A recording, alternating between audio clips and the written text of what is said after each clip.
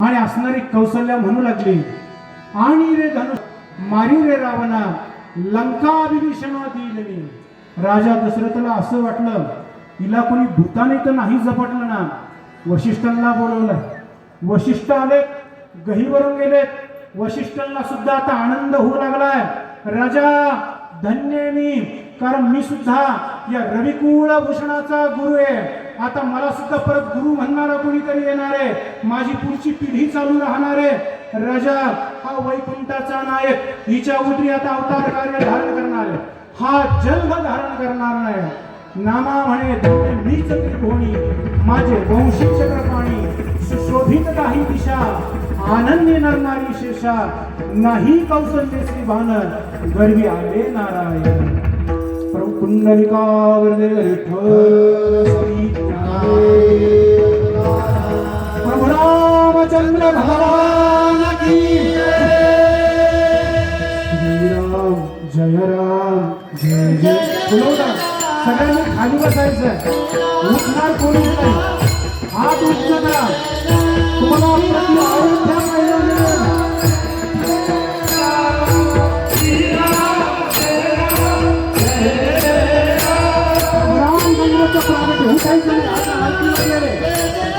आरती लागली अजून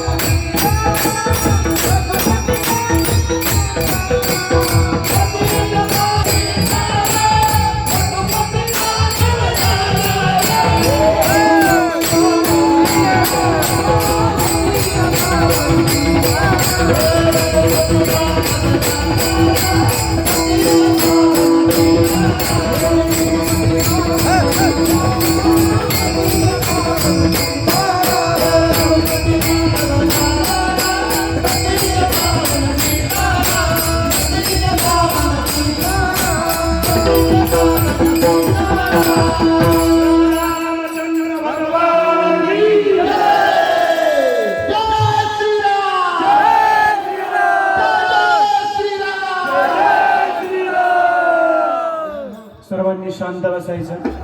वाटले गेले प्रति अयोध्या, आपल्या अयोध्येमध्येच प्रभू रामचंद्र जन्म घेत असतो. सर्वजणांनी शांत चित्ताने श्रवण करण्यास धन्यवाद देतो. फक्त आता जय घोष मीही जागा सोडणार नाही, आरतीसाठी कुणीही उठणार नाही आणि रिवडी कुणीही उधळणार नाही. प्रभू रामचंद्राचा जन्म झाल्यानंतर पाहुणे मंडळींना मंदिरात जाऊ द्यायचंय, आपण थोडं थांबायचंय, धक्काबुक्की लोटा होणार नाही असं करायचं.